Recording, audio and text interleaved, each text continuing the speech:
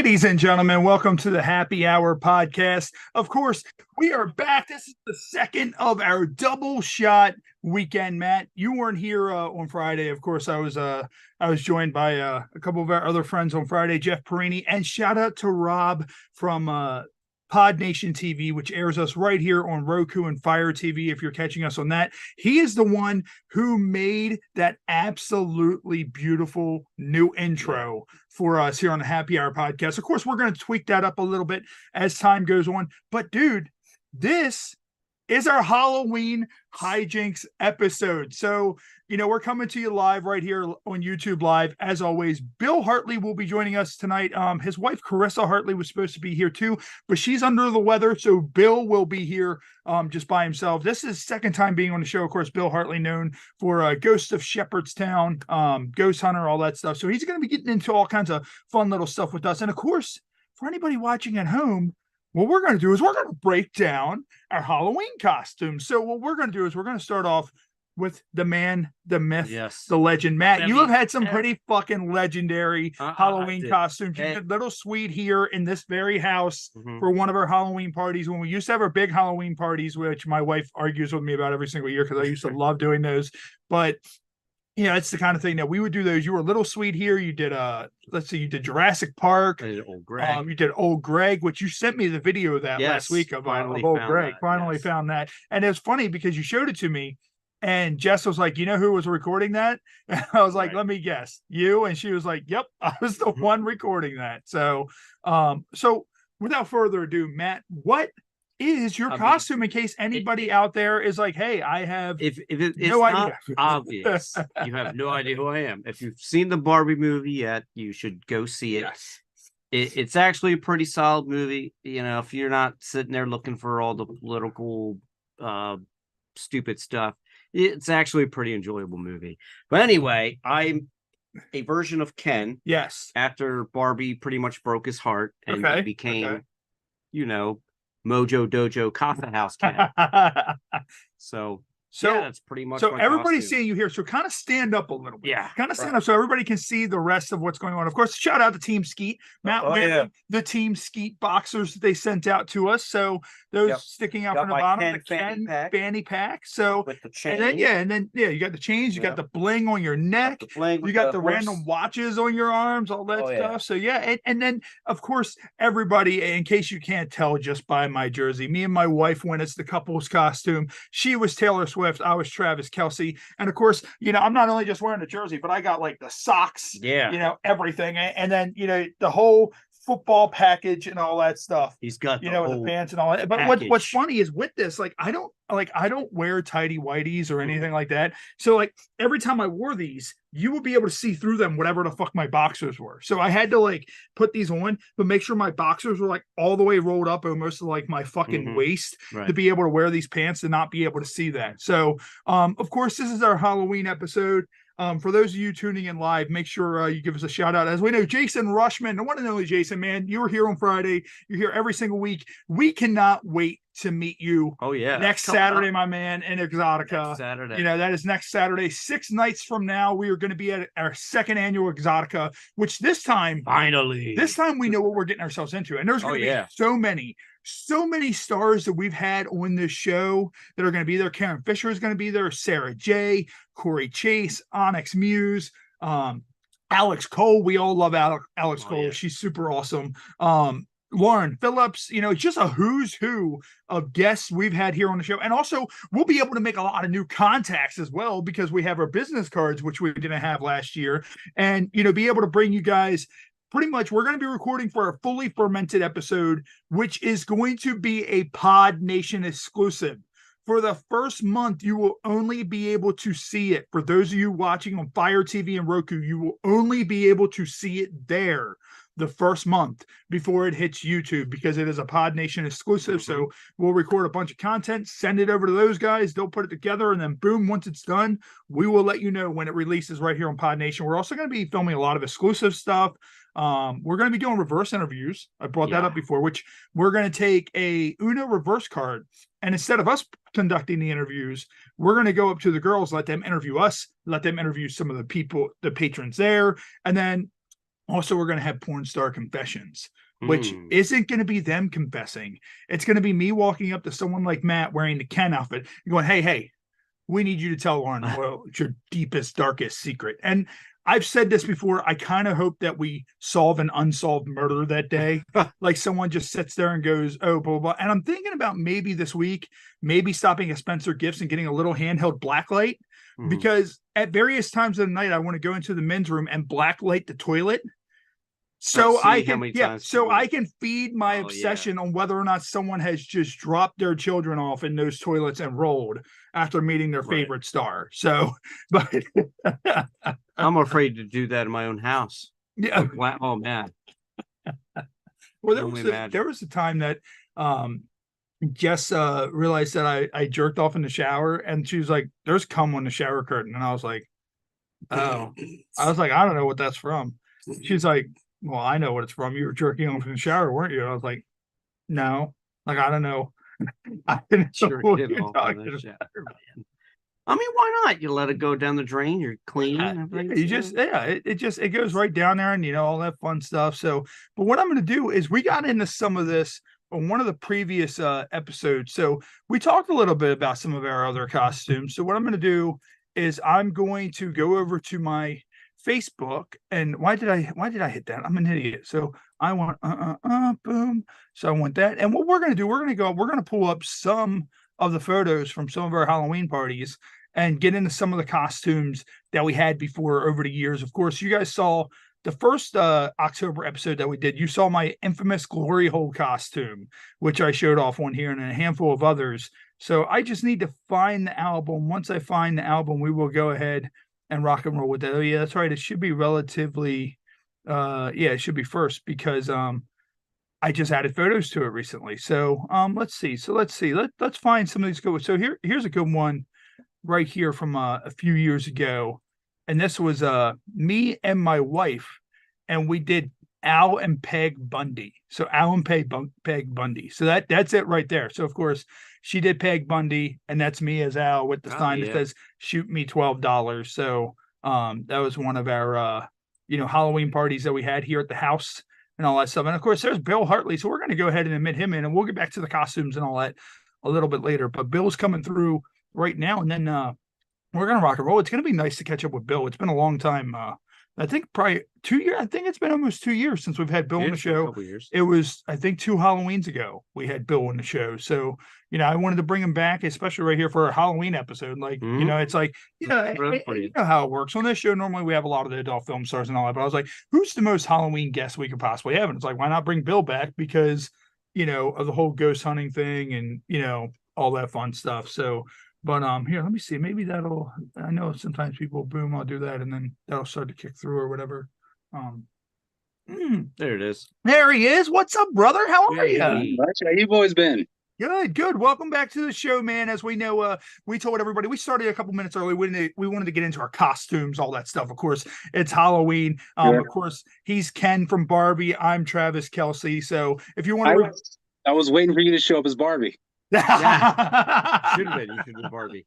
That would be great. I should have did Barbie. That would have been great. And like, so Bill, of course, Karissa was supposed to join us as well, but she's feeling a little bit under the weather. So you're with us this year. So man, what I'm going to do, and we talked a little bit about this, I think it was probably a couple months ago, maybe almost a year or so ago, pull the Band-Aid right off of what was going down with the whole thing with Nick Groff and you guys, and the whole thing with Discovery Plus and the shows and all that. We weren't able actually ever to talk about it on the show. Are you able to talk about that on here, or do my best? The last time we hadn't really said too much outside of the I guess we did like a ground leveling. Here's why we're not doing it, but it was kind of just bullshit.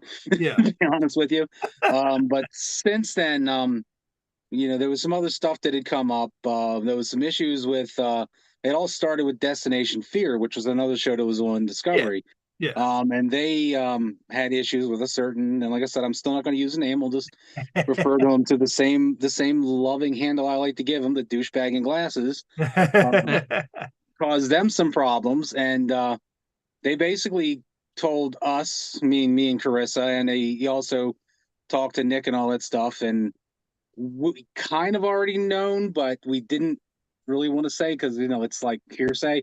But someone who was actually there said that this guy actually went to the network and basically said, "Look, I want Nick off the air. I don't want his show on the air anymore. And if not, I will pull my show." And their show obviously has a lot of ratings and a lot of followers. Still does. Yeah. Still does. So good for them. But when he told us that, it kind of, I guess for Nick, it lit a fuse because look, here's how it works. Elizabeth is the very conservative one. She's not going to say shit no matter what happens. She stays in her corner and she doesn't want to get involved. It's like whatever happens, okay. Nick is one of those ones that likes to play strategic where he's like, I will say this, but I won't say this. I mean, he posted a video where he talked about what happened, but he completely left out our show completely. It was just what happened with Nick. And then after that, I was like, me being the loose cannon, I'm the one that started this shit the last time. Yeah. I get pissed. I go, I'm from Baltimore. You know how we are. Yeah, exactly. We don't fuck with stand me. for shit. That's exactly the way Yeah. it is. Like that's the thing. If I have issues, you better best believe I'm going to address that shit right here on the show. Right. And that's just the way it is, especially when you have a platform to do it. Because I remember seeing that video. I was like, oh shit. And I remember we talked a little bit via, Yeah. message or whatever. And I was like, I definitely want to ask about that because we never really had time to talk about that. Yeah. Well, I mean, there was stuff that I knew. I mean, I knew mostly what had happened between Nick and the douchebag, years before. Back when we were starting season 1, Nick told me, and it's like one of those things like your boy's going to tell you stuff, you're just going to keep it. You're not going to share it with anybody. And I wasn't going to do that. And when this stuff came out, and then the wheels kind of started rolling where Nick put out his video and all that stuff, I'm like, well, okay, well, again, Nick being strategic, and I'm just going to go kick the door in and say, here's what the fuck happened, Yeah. And so what had happened was, like I said, he told them, look, I don't want Groff on my network because, mind you, at the time when season 1 of our show aired, we were on Discovery and they were on Scripps, which was another, sometime after season 2 aired, they merged. Now we're all in the same league. And he's like, well, look, I'm not running competition with Nick. I'm not running competition with his shows. I don't want anything to do with him. I want him off the network. And so, and to Nick's right, we found out about this a couple months before the announcement came that we were not going to come back. And Nick said, well, look, I'll take the bullet. If he doesn't want me, there's no reason why you and Elizabeth can't keep going on. Yeah. So, I told them that. We told them that. And then he said, look, even if I have to bite the bullet even harder, I will, with mediation from the network, will talk to this guy who I haven't talked to in, I think at that point, probably like 8 years. Wow. And say, look, I don't think it's fair what you're doing, but if you want me gone, whatever. But there's no reason to torpedo the people who are also on my show with me. And so they basically said, no, we're not going to do that. And then eventually we just said, well, fuck it, because the last thing they were talking about doing was, because we were, the production company tried, first they tried to hide it. Yeah. They're like, no. What are you talking about? Season 3 is coming. Don't worry about it. Just sit back and relax. And then they turned around and started casting in Louisiana. Yeah. And the one thing they don't realize is that the paranormal community, by and large, is a small community. Yeah. It's, I may not know this person, but I know somebody that does know that person. Yeah. And so what ended up happening was we get a call, meaning Karissa and I get a call from someone down in Louisiana who said, look, they're casting for your show. Do you know anything about it? And we're like, no, what are you talking about? Oh, no, they're casting down here and they're telling us, do not let the cast of Shepherdstown know what's going on down here. Now, at the same time, Nick gets a call from somebody else in Louisiana who knows him, who tells him the same thing. Meanwhile, Bill is loading his gun because the way us in Baltimore do things, he's like, oh, I blew the doors off now I'm going to blow the doors off in another way. Exactly. So we're like, I lost my shit. I admit, I went online and started bashing a lot of shit before I shouldn't have. And I did put my foot in my mouth on this because I really should have held a little bit. But the production company, the producers there were like, this is really what's happening. And we can't bring you guys back because of so-and-so and this and that. But at one point they said, well, here's what we're doing. We're going to get a whole new cast and a whole new town. But at one point in time, we're going to try to bring you or Elizabeth or you and Elizabeth down and make it seem like the team down there hit a snag and they needed your help. And I'm like, I'm not doing that shit.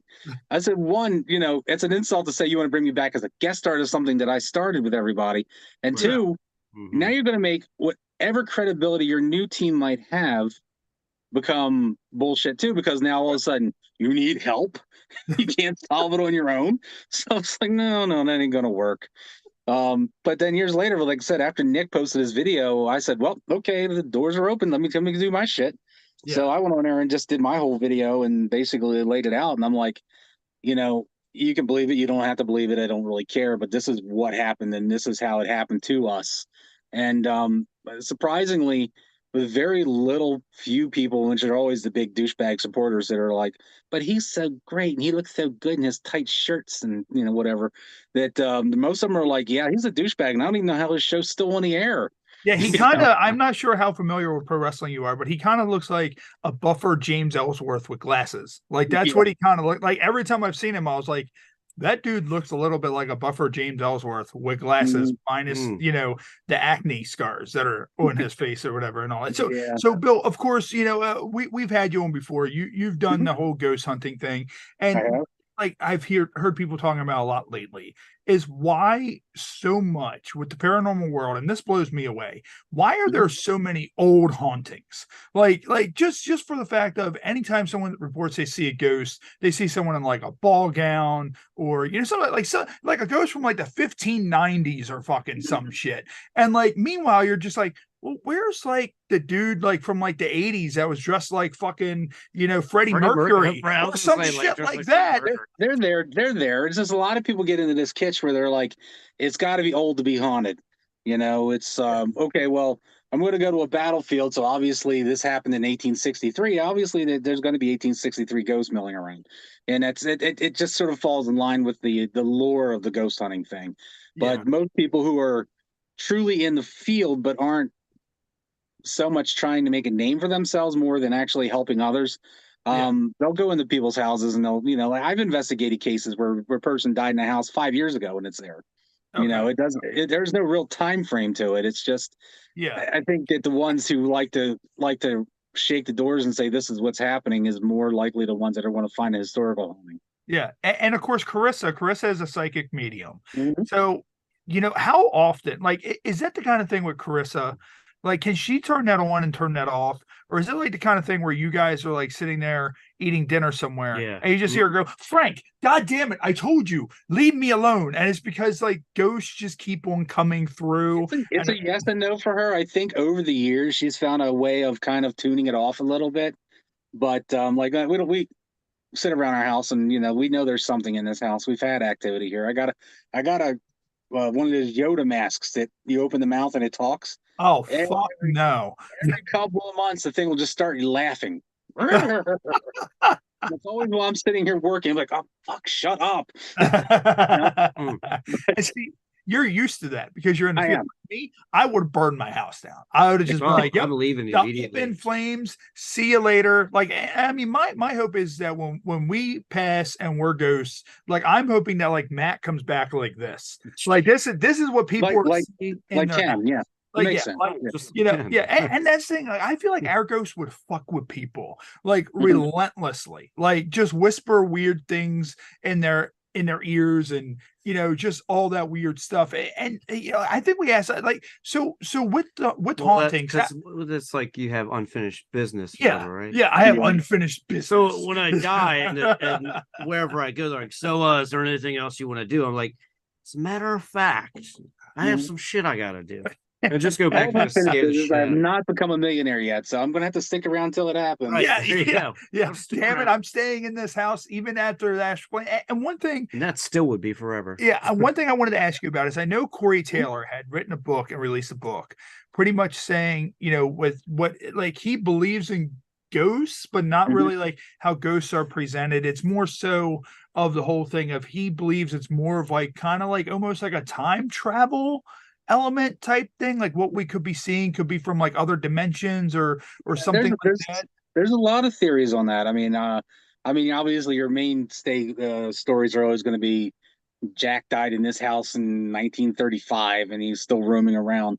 But there are others that believe that well, time isn't straight, isn't linear, it's curved, and people believe that sometimes in another, or that maybe it gets close enough that you can pierce through, and that's what's happening. Jack is still living there, but Jack is still alive in 1938, but here we are in 2023. We're intersecting somewhere, and he's just kind of presenting himself. I mean, and there's other theories, along the lines of residuals, meaning that they're not there, but the energy that was there at one point in time is kind of being replayed like an old VHS player and stuff like that. Yeah. So I mean, it's like a lot of theories about it. I mean, we can only go on what we can actually, I guess, witness and kind of hypothesize on. I mean, I always say that we're never really, really truly going to get the answer until we're on the other side. And then I'm going to be the dick on the other side that every time they say, can you turn a flashlight on for me? I'm just going to say, fuck you. I ain't doing that. Yeah, I'm not doing that shit. Turn it on your damn self. And one thing I heard them talking about, shout out to the 98 Rock. Of course, Marianne, Justin, they've been on the show. And speaking of Justin, I'm not sure how familiar with 98 Rock you are, but I feel like Justin and Nick Groff were separated at birth because they look a lot alike. When the Nick Groff stuff came out, I was sitting there and I was looking at him like, him and Justin look a lot of fucking alike. And Justin's funny as hell too. I did 2 episodes when they were doing 98 Rock TV years ago. Yeah. One was when Mickey Coachella was still doing it. Okay. And then I did one when Justin was there, and Justin was hilarious. I mean, I sat there with him in the audience just watching the other stuff, and they had somebody come on there with whipped cream that was numbing because they were doing like sex toys and stuff like that. Yeah. And he took a big straight mouthful of it. And then he's like, I can't fucking talk. And then I actually got to go to 98 Rock once and do I did a show with them, one of the little spots, like a 10-minute spot. And it was, he wasn't there at the time, but, Josh Spiegel, of course, the legend, was there. And I forget who all was there, but it was fun times. But yeah, he's nuts. I like him a lot. I really do. He shouted us out the other day. I called and they were taking calls. And actually, shout out to Eric Woodworth, a local comedian that's on the show all the time. He was filling in, and they were talking about Facebook Marketplace blunders, and I called him about one.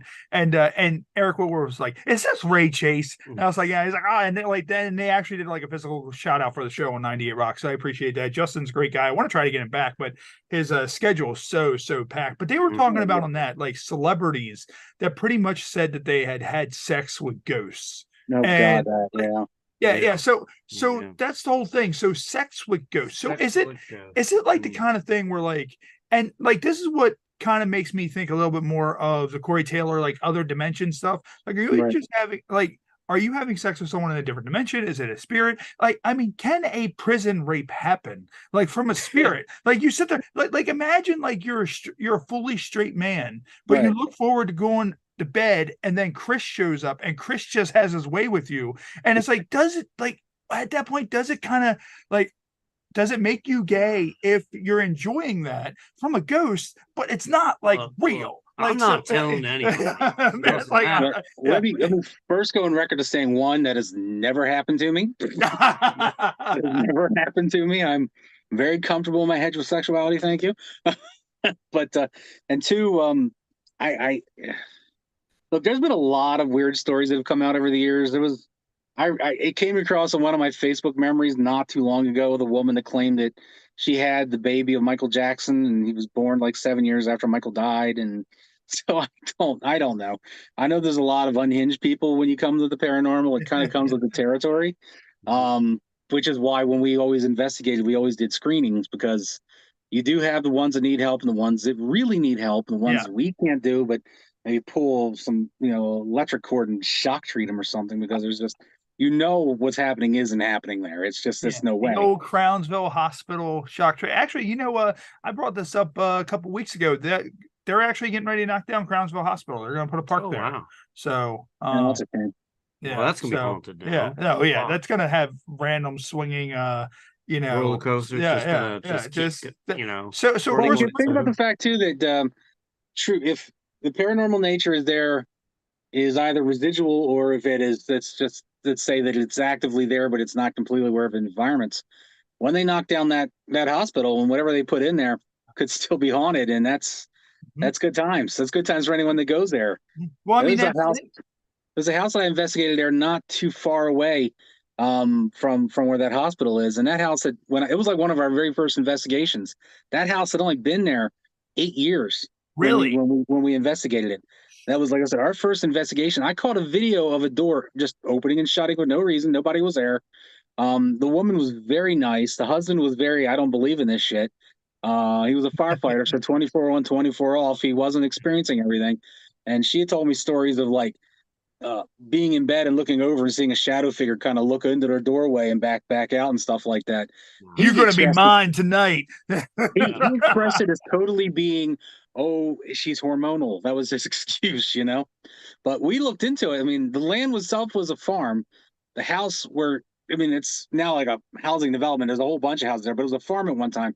The house location where it was at was an actual location of where the farmhouse was. Okay. Farmhouse goes back to the early 1800s. Yeah. There is a cemetery up about 400 yards from the house. Yeah. It's buried in the woods. Oh, and yeah, I mean, I went through the woods to find this thing, and it's like little headstones, stuff knocked over, completely grown over. And we looked into the history of it. That house had turned hands about I think it was 5 times in the time that people had lived there. And by the time we told them what happened, and I did a follow-up with them months later, and they said, "Oh, we sold it. We left." Wow. Holy shit. I mean, that's the thing. Like, it's funny. It's like, oh, it's hormonal. And it's like, well, she might be hormoning if you don't take care of something soon, because that spirit is just peeking in like, hi. Mm-hmm. How are you? Well, I mean, that's what I'm doing, though. Like, Matt's like, I'm like haunting a strip club. Like, oh, yeah. Imagine that. Like, like, if I die and I become a spirit, I'm just gonna like, I hope someone carries something of mine to a strip club. Like, you know how it's like normally an object, like it's like they just drop it off in a strip club, and I'm just haunting the strip club the entire time. Like, that would be the total way to. I'm just gonna haunt the pole. That's it. Just haunt the pole. I'm gonna haunt this object. They see your reflection in the pole whenever they do stuff, and before they like rub against it, they just see your face go. Blah, blah, blah, blah. My team actually investigated a strip club once, to be honest with you. Nice. Yeah. Nice. There's one up in Littlestown, up in PA. Little small one. Me and a buddy of mine who was on my team, we spent a lot of time going up and down through Gettysburg, because at the time I was kind of going from Civil War reenactor to ghost hunter. Yeah, and I remember you talking about that last time you were on. But I was still doing some Civil War stuff, so we'd always go up in Gettysburg and hang out. And on the way back, we'd stop and have a couple of beers on the way down. And the guy told us one time, he said, "Yeah, this place is haunted." A couple of the girls told us it was haunted. This is happening. That's happening. We went down there and on a Sunday when it was closed during the day and investigated. I think we were there for about 8 hours, and the most we got out of it is my dumb buddies doing a couple of spins on the pole. We didn't catch any evidence, but I mean, they're there. But apparently, the ones that live there or actually work there, but we didn't catch anything. That's amazing. That's amazing. And Bill, like now that you brought up that old house, and I'm not sure if we talked about this the last time you were on, but there was this old house. It's no longer there. It was in Glen Burnie. If you remember Glen Burnie, it used to be. I know what you're talking about. The one that was behind like the old Checkers. Yeah, it was behind the old Checkers. What like. Mm-hmm. I remember that house because I used to live at the apartments that were back behind that when I was a kid. And my dad used to always walk the dogs there. And I remember it was one of the show Sightings. If you've ever seen the show Sightings. Oh, yeah. Like, that house has since gone. Bill, do you remember exactly what it was with that house? Because I remember there was a story about that house, but I don't exactly remember what the story is. Something like the family was killed in it by like the mafia or something. Like I forgot what Sightings talked about, but that house was definitely like a marker there, and it's since gone. Yeah, it's nothing. Last time I passed, there's nothing but an old grown over field now. But yeah. I mean, someone told me there was graves outside of it too, but I don't really remember. I mean, I mean, I remember something about that. I think the house was very old. Yeah, if I'm not mistaken, I think it goes back more than 100 and some years. Yeah, because I remember like the story, like I heard the story of apparently like the family was like killed inside or whatever, and like the person like killed the family and lived inside the house, and apparently like the spirits haunted him so bad he killed himself in the house, and like no one will live there again afterwards. I have to go back and try to find that story because I don't really remember. I mean, I remember the house, and I remember it was. But it was still standing, about 15 years ago? Yeah. They just recently knocked it down. I think what it was is it became an eyesore because it's like right there. It was right there off of Ritchie Highway. Like behind that. Behind where the Wendy's and McDonald's and all that is. So everyone's seeing it. Yeah. Yeah. So I think another house too. There was another house that used to have stories that go back. It was not as old, but if you go back down from Ritchie Highway towards Brooklyn, just before you get to the Brooklyn line, there's this big open field where it looks like there should be a house. When I was a kid, there was this huge white house there.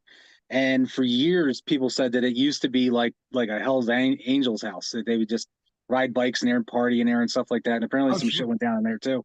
But they bulldozed that down a long time ago. But that field, like nobody's built on that field. It's been for sale for I would imagine. Yeah, like who would? And of course, we're here on YouTube Live. So of course we're here in the live stream. So of course, shout out to Jason Rushman. He's one of the biggest fans we have. Can't wait to meet this kid next Saturday. We're going to be at Exotica in Edison, New Jersey. It's going to be our second one. Jason is going to be there. He can't wait to meet us. We can't wait to meet you too, either, buddy. And he said that he has a question. He said, Bill, what's the strangest thing that you've ever seen? Strangest thing I've ever seen. I've seen some shit. I'll tell you what, I right after season 1 of Shepherdstown, people started asking us to go and do promotions, go to events and stuff like that. And I got to go to Preston Castle out in I think it's Ion, California, which is right near Sacramento. Okay. It's been on Ghost Hunters, Ghost Adventures, some other places. I know that I will say this, and this is one of the problems with the douchebag with glasses in his show. Once they go, they get barred from places.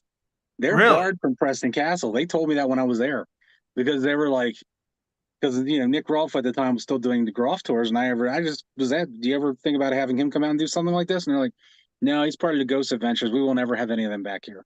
Wow. Because they muddled with the history. There's a history about a woman that got murdered there, and they said, well, the body was drugged and it was put on these steps, and this and that happened. And they're like, none of that happened. Yeah, the woman died there. She got murdered there, but none of this other extra stuff that they put in was there. Wow. And they said it just made the whole history of their place look bad. And their whole thing is they're trying to preserve this building for, as a historical location and things like that. When we were there, I flew out there. I don't like flying. I don't like taking stuff. So the only thing I usually carry is just an overbag, and that's it. I had no equipment or anything. So I'm just sort of walking through with a bunch of people.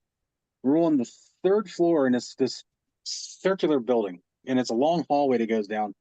And we were sitting there, and I'm just watching everybody else do their ghost hunting thing and all that. And I'm just sitting in this chair, and I kind of look over my shoulder down this dark hallway, and I see someone standing there, but it's like, everyone is here. I look back again, and it walks in this room. So I said, I'll be right back. And everyone's just watching me. And I walk down the hallway, and as I get down the door, I see this guy literally walk through another door because it goes into connecting buildings. Yeah. And I go I'm like following this guy, trying to figure out who it was because something didn't look right about him.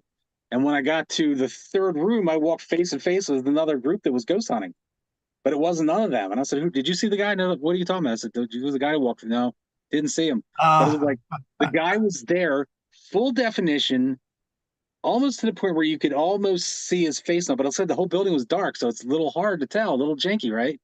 But the guy, the way he moved was sort of, it wasn't like a smooth movement, almost like it was glitchy. And then when I was following him, I just wanted to see what the hell was going on, and he was gone. Yeah, it may not be the strangest thing I ever seen, but it was interesting. Well, that's crazy because the way that works, and going back to what we talked about a little bit with the whole dimensional stuff. Like people still to this day don't know what our dreams are. No idea. No one can answer. And a lot of people think that it's just our mind or whatever and all that. But I know I have had some vivid dreams, and I only remember dreams that stand out when I don't remember my dreams all the time, but it's if it's something very, very something that stands out or whatever, and of course people have sex dreams, and it's I wonder if this is stuff that you are seeing yourself do or things that happen to you in other dimensions. You're seeing the way you die in another dimension. I also believe that it's possible in dreams to make connections with loved ones who are gone. Okay. Yeah. Because I kind of feel like people talk about having an outer body experience where they can be away from their body and they can be in other locations. I kind of like to think that sometimes maybe that's what some of our dreams are too, that we're just not fully in our own body. And it's odd because for me, this time of year is really tough because growing up, I lost my mother and my grandfather. They both had October birthdays. My birthday just passed. My mother passed away in November of, I think it was 98 or something like that. My grandfather died a year before that. So I had a lot of loss of these people. And when I get to this time of year, I get dreams every once in a while. And just the other night, I told Karissa that I had a dream about my grandfather. Yeah. I don't remember it. I remember he was there. I remember hugging him in the dream, and it felt very comforting, like I was with him. Yeah. And it usually, I get that maybe once or twice a year, and it always seems to be around this time of year. It's like I had one a week ago about my mother. Yeah. And it's like, yeah, I don't know if it's something conscious in my head firing off saying, well, I'm aware of the fact that I'm thinking about him because of this time of year, and maybe that's what's catalyzing my dreams, or did they actually come and visit me? But every time I have one of those dreams, I wake up feeling more, I guess, less depressed over it than I spent a few minutes with them during that time. Yeah, and I mean, it's weird because like I understand because my dad passed in October as well. So it's the kind of thing, and like me, like I'm a terrible person with going to cemeteries, stuff like that. Like my dad was cremated, and then we buried his ashes at the veterans cemetery because he wanted to be there, but we didn't have enough out of his inheritance because believe it or not, VA, they don't take care of all that shit. All they do is take care of the headstone. You know, it's a bunch of bullshit of all the stuff they don't take care of. But that's another story for another day. But the times I have been to the cemetery, every time I would go, it would be a crystal clear day, no breeze, nothing like that. The second I make it to the cemetery, it's windy as hell and all that. And it kind of gives me that feeling of, hey. And I remember telling my wife, why is it always windy every time we're here? Like, we literally, like, there was no wind at all when we were just eating wherever we were 5 minutes ago. Like, I don't know. It's something weird that's with that. And, me, I'm one of those ones, I don't believe in being buried in the ground because it's like me and my wife don't have kids. We're probably not going to have kids. And it's like, once my wife stops coming to see me or, if she goes first, me going, it's like, so you lay in the ground for hundreds of years. And like people just eventually you're just there. Like I'm just kind of like, I'd rather just donate my body to science, let them cremate me, and that's that. And my loved ones don't have to worry about paying for anything, and they get my ashes for free. Like so I don't know. It's a weird thing to think about, and all that shit. Noted. No, I think about like for me when I'm going through the process of would I want to be cremated, would I want to be buried, or something like that.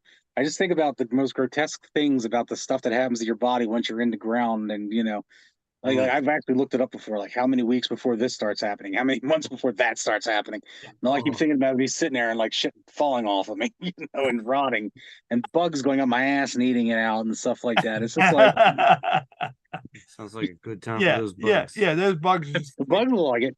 I got enough ass to go around, trust me. But and Bill, what we're gonna do, we're gonna get into one of our drunken news articles. I don't think we did these last time we started doing them now, but this one says Florida men, one dressed in a bull onesie, so this Halloween theme, one dressed in a bull onesies, attempt to burn down a house of ragu sauce. So whoa. Is there something in the ragu sauce? So it says two Florida men were okay. So this is Florida. But it always starts with a Florida man. So let's get that straight. So, two Florida men were caught with their hands in the pasta jar after they used ragu sauce to try to burn a home down they robbed last week, police said. Derek Irving, 36, and John Silva, 28, were arrested on March 13th after allegedly breaking into a home in D-Land and stealing a flat screen television and an air conditioning wall unit. Those are interesting things to take, like the flat screen and the air conditioning wall unit. Like screw the money, screw the credit cards, screw the jewelry. Stuff either. This stuff you're going to break your back getting out of the house too. Yes. Oh no, I totally get it. That's all I need: TV and air conditioning. And it says the man whose home that was burglarized received an alert on his phone from his residence security system informing him of motion being detected in the house. And the Volusia County Sheriff's Office said. So it says a towel was placed over the camera, which gave him a clue that something was not right, and immediately called the police. When police arrived at the home, they saw a red SUV trying to flee the residence, authorities said. Two suspects told officers that they were picking up clothes from the house, So, okay, so you get pulled over and it's like, I'm picking up clothes from this house. Well, do you live here? Like, and it says the victim told WKMC TV that Irving was donning a bull onesie. So, like, why would you, like, I don't know, like, are they trying to, like, I guess like Home Alone, you look at it like you have the wet bandits or the stinky like are they trying to like make like some sort of Get like their own stick. Yeah, I don't know. That's these are weird. the bull bandits. Like we have the balls of the bulls. Like, it's like what the fuck is this? I'm So just confused by the ragu sauce. What the fuck are they doing with ragu? Last I checked, it all isn't right, so flammable. yeah, we're getting there. So the deputy said that there was an air conditioning unit, a vacuum, a television, a heater, a marijuana grinder. All right, now you're getting some valuables. Marijuana grinder and an empty jar of ragu sauce inside the vehicle. So deputies found a burning pot of ragu sauce and a washcloth near the stove's burner, which appeared to be an attempted start of a fire, according to the TV station. He was trying to make it look like I left the stove on, but who gets up at 2 a.m. and fixes the sketty?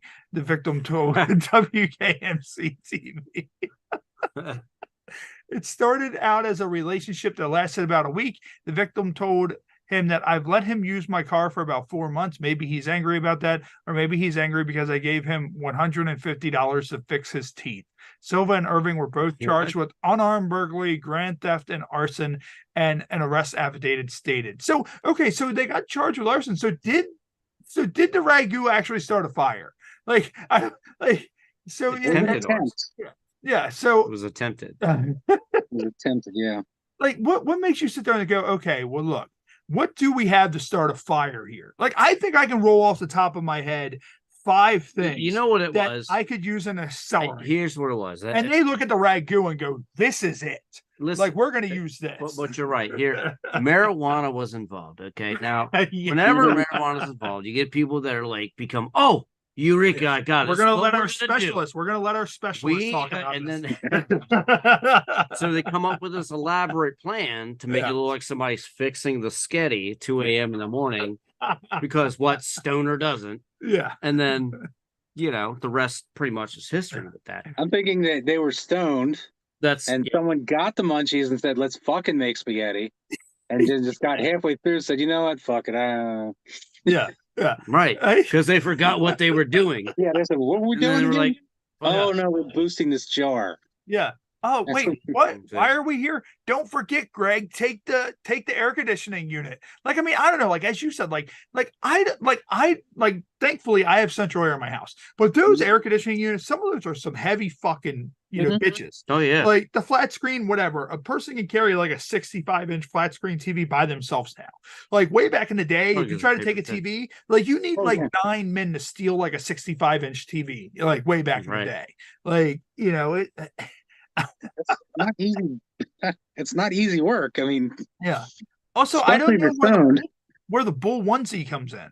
Like that. Like that's just the whole thing. Like I'm hoping that was not a sex thing. Well, they're just like, wait until you see what we did with that spaghetti sauce before we put it on the burner. Oh no! That's why they covered the camera with the towel. Check these udders out. Yeah. He's sucking the spaghetti out of the udders. He's just hold on, listen. Damn, what was it? Goddamn basil. What was it? Tom Green, when Tom Green was sucking on like the cow's udder or whatever and all that. It's like that, but he's trying to get spaghetti sauce out of it. And he's like, yeah, I plungered it into him, but I didn't use a plunger. And it's just like, wait, what's heckin' in that ragu sauce? No. So Bill, have you ever been on like a ghost hunt?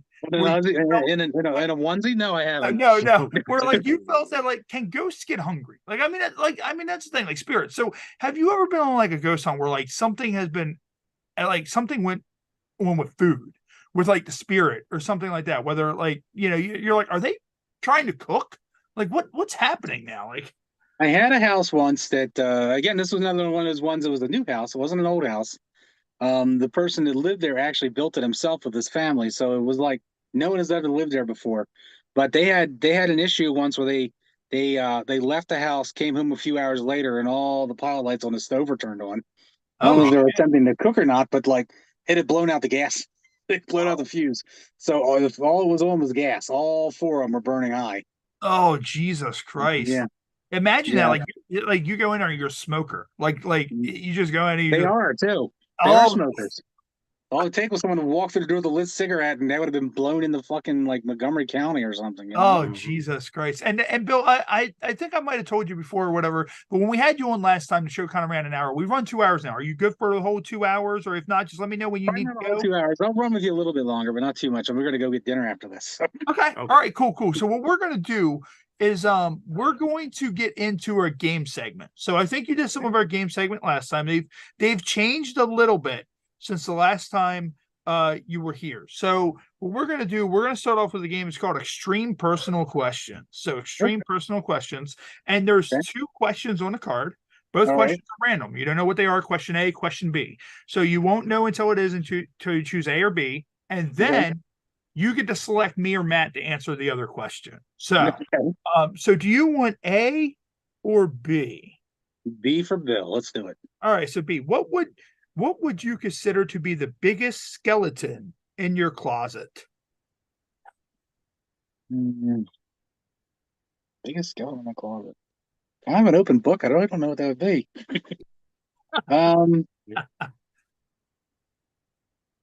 Not that. Jesus, I don't know.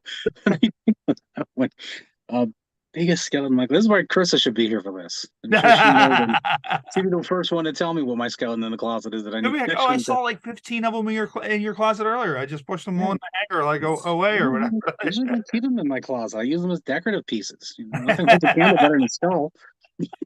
Let's see. Biggest. I don't know if it's a skeleton in my closet, but it's recent. I don't know how big a deal it is, but we were down in Pennsylvania 2 weeks ago, and I had to stop in the woods to take a shit because I couldn't find a bathroom. Does that count? Yeah, we'll take that. That'll work. I was proud of it. It had a substantial spray of about 2 feet. Nice. So for question A, who do you want to choose out of Travis and Ken to take question A? Let's go, Ken. All right, Ken, I think I know. I already know the answer to this. What were you doing the last time you truly binged on something? What were you doing the last time you truly binged on something? Truly binged. Best of Barbra Streisand. Yeah. I don't know. Truly binge on something. It's probably porn related. So. Oh, there you go. Let's not mind the fact that Matt smokes. We're just gonna wipe that out. Like Matt's like, I don't even need to express. What if you're talking about binging on like drugs? I mean, I've always smoked drugs, so I don't consider that a binge. But just sitting there researching all the the mother son porn on there. That's that could also be a skeleton in my closet that I'm not willing to talk about. Yeah. Okay, fair enough. Right there next to the rest of the other Ken skeletons that you have hanging in the closet. So, all right. So what we're going to do, we're going to get into, did we play Incoherent last time you were here, Bill? I know we played Cards Against Humanity. I don't remember the other one. So Incoherent is a series of cards that are in drunken lingo, and you need to sound them out and figure out what they say. So there are some hints on the cards. So if you need some, this is what we do. We for anybody that's new, that's watching for the first time, every year we invite back 30 guests, and that's in June, and we host the HHPod Rumble. And we play this game, and it's elimination style, and the winner always gets a championship belt. So shout out to Johnny Goodluck and Jupiter Jetson. They won in 2022 and 2023. So look out for the 2024 version coming up in June. So here's the first card, Bill. What do you think that says?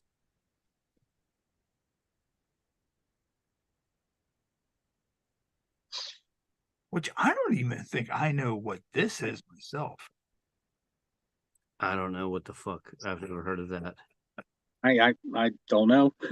So this is something like, one of the hints is if you have a second profile on a certain social media platform. It says an invite only secondary account of the real you.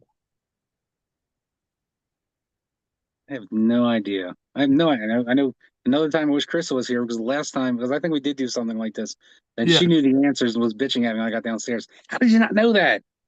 I don't know.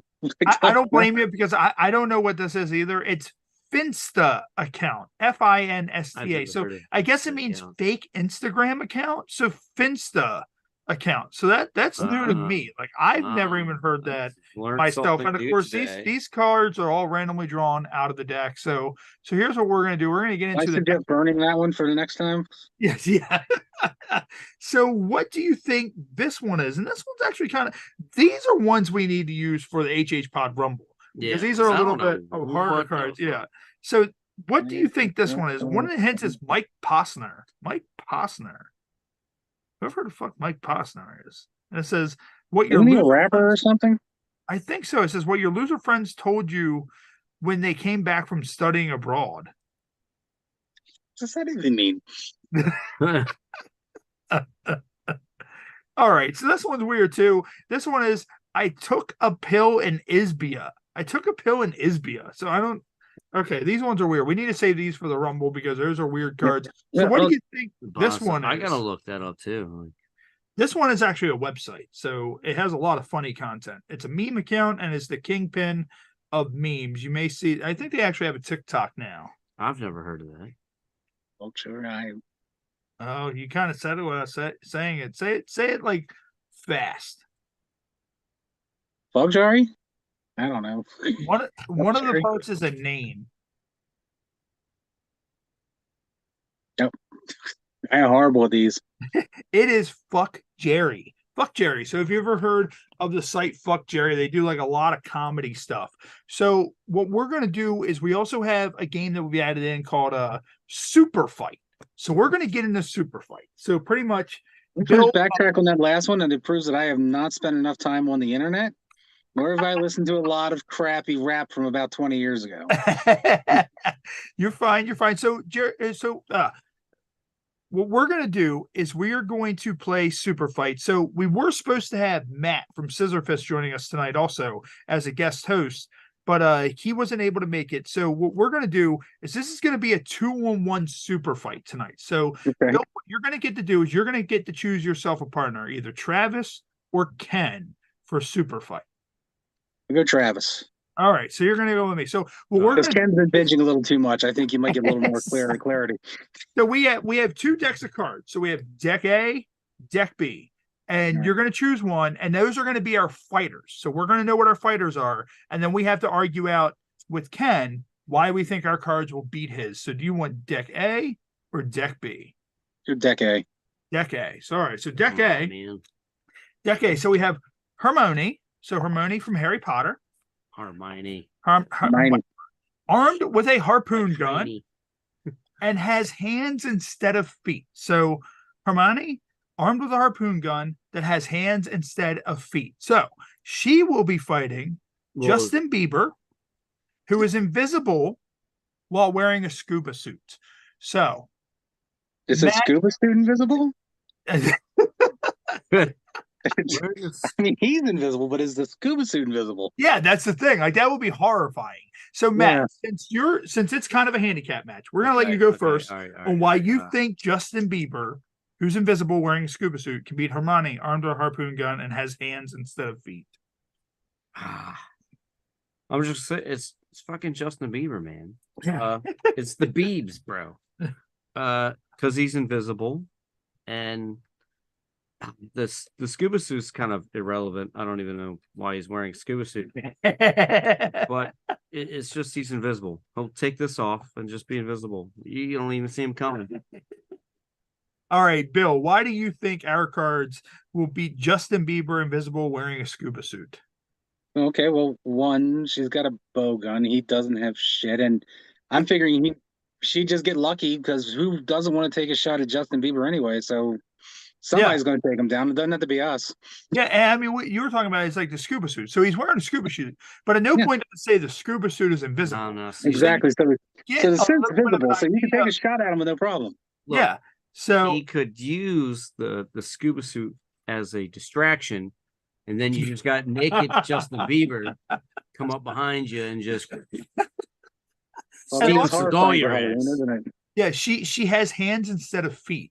So she's like walking around like a monkey at this point. So she can fire that gun with her feet. With her feet. Like she can hold like this with her feet while she's like doing things with her hands. So I don't know. Like Matt, I don't know. It is some skill. Yeah, I feel like I honestly feel like Justin Bieber's not surviving that. Like I feel like the deck was stacked against Justin Bieber with this, and Jason Being invisible is just not enough. Yeah, Jason was like, I want to play this game. But so I think what it is, I think Justin unfortunately lost this battle this week. Womp, womp, womp. So what we're going to do, we got 2 more games, and then that'll end our game segment. We'll get into a few things with you, Bill, and then we'll let you get ready to get out of here momentarily. So we also added 3 random cards drawn out of deck. Never have I ever. So with never have I ever, if you've done it, just I guess if you want to, just take a smoke of your vape or whatever, if you've done it, and we'll take a drink. And if you want to give a story, you can. If not, we won't hate you for it. So Matt, what is the first card? All right, the first card is angrily thrown a drink in someone's face. I don't think I've ever thrown a drink in somebody's face. Nope. Never done. Thrown a drink angrily in someone's face, but like I've done it at a wrestling show. Definitely like taken a shot of something and like spit it in someone's face by accident. Yeah, but I've never intentionally was like, I fucking hate you. So yeah, I'd say that's a no for me, dog. I've done it, but it was as a work. Like I've thrown drinks in other wrestlers. Well, were you angry? Well, like you could pretending to be angry. Yeah, well, I guess. Okay, there you go. How to work with that. So the next one is never have I don't think I hope none of us have done this. Never have I ever tried to get pregnant to keep a man. Never have I ever tried to get pregnant to keep a man. It's safe to say I've not done that. It feels like, thankfully, I have not. I have not either. I think Ken's still debating whether or not he has or he hasn't. Nah, he's like, nah. And finally, the last one is never have I ever said those 3 little words first. Never have I ever said those 3 little words first. Like what? I guess myself. I guess I love you. I guess that's what it's referring to. Which I think I might have told you. Then you haven't or you have? How's that question raised? Never have I ever said those 3 little words first. So if you've said those 3 words first, but what are the words? Then you it doesn't specify. Yeah, I'm thinking it's I love you, which I think I told Jess I love you first. Yeah, but if it's saying it to someone first, I've done that. Yeah. Okay. So that is never have I ever. I shat myself. I have shat myself. So of course we have Cards Against Humanity, and I'm not sure if we were doing it roulette style the last time you were here, Bill, because it got kind of hard reading off all the cards and having someone choose the answer. So what we do now is we read off the face card, and then you roulette style choose a number 1 through 8, 1 through 6. Okay. And if you don't like the answer, you get 2 rebuttals to choose a different. Okay. So the first one, you're going to choose 2 numbers because there's 2 answers. All right. So this one says, in line with our predictions, we find a robust correlation between blank and blank. So 1 through 8, what do you think? 2 numbers. 6. Okay, so 6. All right. 1 more. And 4. 4. So 6 and 4. So, Matt, you want to read off what all he has? Sure. In that order. I don't want to confuse them now. In line with their predictions, we find robust correlation between popping that pussy and shaft. So it works. It works. It does work. It works beautifully. It does work. It works. All right. So those other cards, they will boom right there. They will go back into the deck for next week. So now we have another one. So this one says, a study published in Nature this week found that blank is good for you in small doses. So a study published in Nature Please say cocaine. Found that blank is good for you in small doses. So what do you think, Bill? 1 through 6? 5. 5. All right. So a study published in Nature this week found that tongue is good for you in small doses. Are you satisfied with tongue, or do you want to choose another card? I like a lot of tongue. So. Well, tongue does satisfy, but let's try 3 to see where we go with that one. 3. All right. So it says a study published in Nature this week found that just the tip is good for you in small doses. No, that's never good for you. Let's go 1. All right, so 1. So a study published in Nature this week found that a stinky hoo-ha is good for you in small doses. I understand why you would have to take it in small doses. That's a winner right there. Oh my God. You're going to do it. Small doses. So that is our ode to humanity Small segment. So Bill, I think are you cool to hang out for another 10 minutes or so, and then we'll Sure. we'll let Yeah, you we get can out do of that. here. Yeah. Yeah. So Bill, now of course we talked about everything that was going on with the shows and all that stuff. Do you have anything coming up? Like, have you been talking to anybody about doing any shows, or are you just kind of hanging out? You just doing your Most I got thing? going on right now is, getting older and waiting for death. Like I said, I think as the direct result for all the stuff that happened, I think for the most part, it's safe to say that we've been blackballed from the networks. Okay. So, I mean, you see Nick doing his whatever he's doing with YouTube and stuff like that.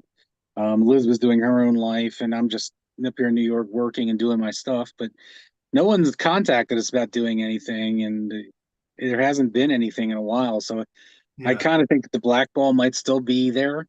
I mean, Yeah. I do have. I've had for a number of years. I've had a show proposal that I've had done up, and I've sent a few times, and it sort of goes into looks good, sounds good. We like the sound of it, and then radio silence. So I think it's kind of like one of those things where it's like we like the show idea a lot.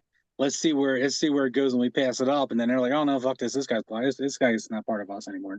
So so I'm kind of just me and Karissa outside of hers. I mean that woman's every weekday is reading psychic readings for people and everything else. And she's good at it. But like I said, I think being attached to me, and she certainly put her own stuff out too when all this stuff went down. So, um, she may down the road end up getting a prospect of doing something, but right now there's nothing. Yeah, and I mean, Bill, keep in mind too, like, it's kind of a small network or whatever and all that. But if you guys ever have any content that, like, if you have stuff that's recorded that you want to have played somewhere, just reach out to me. I can reach out to the guys from Pod Nation, and Yeah, they well, can put it up on it's that. not the problem of something like that. It's the matter of getting to that process. Mhm. The show Yeah. that I have proposed that I do have down is I wouldn't say it's overly complicated, but it is a throwback to an original concept to the real paranormal shows, not this shit where we go into these mega buildings that have been around for 100 years and all this crew and everything else. It's very back to working with people and helping people. Yeah. But it's just it's like something that isn't done anymore. That's You kind of know? how Ghost Hunters kind of started off Yeah. way back when. Is that, like, they didn't really, like, Ghost Hunters over time, like, yeah, they started to go to bigger places, but when Grant and Jason started off, Yeah. they were going to people's houses and shit, and they were Mhm. trying to figure out what was happening in people's houses and what it could be or Yeah, whatever. They were just exactly. guys who were plumbers that were just Yeah. doing the, And this is how figure. I feel that paranormal programming should be. I mean, I get that people want to see these old abandoned places and they want to see elaborate stuff and go to multiple locations. They don't want to be in the confines of one person's like 3 bedroom house. Yeah. But the same as it was when I was actually investigating. I don't see the sense in making it more than it needs to be. I mean, I got into the field because I spent years having issues. I Yeah. had seen stuff when I was a kid. I grew up in a house that had activity. And it dawned on me that it would be good to help others who were having the same thing. And that's where Ghost Hunters was too at that point. Yeah. Like we want to help the people, the little man who honestly don't know if there is something in their house or are they going legit batshit on this. Oh yeah. And Yeah. and that's always been where I guess my roots has been. I don't want to get into the whole. I mean, even when I did Ghost of Shepherdstown, I used to tell them I'm not a TV guy. I'm not going to be that person that's going to go and say I want to go storm this castle in fucking California and find millions of ghosts. I want to help John Smith that lives down the street. That's where the paranormal field should be. Yeah. And it feels like more and more with me not being in it and watching it from afar because I've got a ton of people on Facebook that have I've either befriended when I was in the field or became friends with because they liked my show. And I watched some of the stuff they put up, and some people are still doing it right. They're still, like we never posted evidence. We never posted we're going to this house. We never shared anything. I've got a hard drive full of like 8 years full of evidence that I've collected from locations. Holy shit. It'll never see the light of day because Yeah. that stays private between me and my client. Yeah. When I left that client's house, they got a copy of everything. Now, if they wanted to do something with it, that's completely up to them.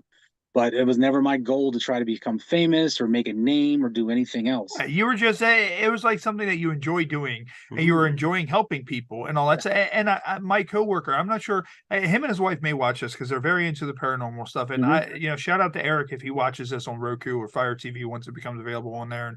And we were talking the other day at work that like we watch all these shows, and I'm tired of seeing the same USS whatever or this big insane asylum that like people have been to 100 fucking times, and it's like you've seen 30 shows, go to this fucking place, and it's like what, like no, fuck that. I want to see like a bookstore. Like I want to see a haunted bookstore or a haunted fucking Chili's or just some fucking person that lives out in the middle of nowhere that has like this violent fucking, haunting or whatever. And people are just trying to figure it out. I feel like that's kind of what Ghost of Shepherdstown was. Like Ghost of Shepherdstown, I always liked that show. I actually rewatched both seasons not too long ago. It was more of a localized haunting type thing. And that's what those shows need to be, because I used to watch paranormal shows all the time, and not long after Ghost of Shepherdstown, I just kind of faded off a lot of them because a lot of them were just so, this is this big place, Eastern State Penitentiary, or this place or that place. I'm like, I've seen this 100 fucking times. I don't give a shit anymore. Like, that's the big problem with paranormal programming, is that they don't get it. They don't understand that, people want to see real. I mean, for me and Karissa, we have a great time watching Douchebag and Glasses in his show because we make so much fun of it. Yeah, and it is to me. When his show, I haven't watched it in a while. Does he still do that shit where they try to trap ghosts in like a trap or something? No, they've gotten away from that. But because their show has gotten so far away from reality that you watch it now and it's like, when did this show become a parody of ghost hunting shows? Yeah, I mean, he still runs around. He's all the time wearing a mask on his face now. He hardly ever takes a thing off, no matter what location they're at. He runs around, always getting possessed, always something attacking him. Yeah, and just in case you guys are curious on who he's talking about, his last name rhymes with Faggins. So if you take Faggins and like put something else behind it, that is who Bill is talking about. Yeah. Let's just say his middle initial is T, and he likes to say his name is T-Baggins. So he's a total. I have tried many times over the years to just try to make right and just like whatever he is, what he is, but it's like, just for someone who had spent so much time in the actual paranormal field and hearing the stories. I mean, I know personally of people, like I said, with Preston Castle and what they said. When they filmed, and this is even back when Nick was still with Ghost Adventures, when they did an episode in Gettysburg. There's a woman I know runs a store down there who sells paranormal equipment and does ghost tours, and he walked in and basically browbeat him, just saying what bullshit this is and who would believe in ghosts. And this is the stuff he says when he's not on a show. He said, who would believe in this shit? This stuff's all fake, and it's the stuff that they sell is the same, some of the same equipment you'd see on the show. Yeah, it's like, this is the kind of personality this guy has. He's a showman. Like that. That's the thing. He's a showman. Like it's almost like a pro wrestler who's in it for just the money, and that's fine. That's all it is. That's all that it is. That's all that it is. And I know for a fact from people that said that he is like someone would say to him on the side, well, I really like this car. Check out this car that just came out. I want to get this car one day. Yeah. And the following week he'd show up in that car just to rub in the face because he has the money to do it.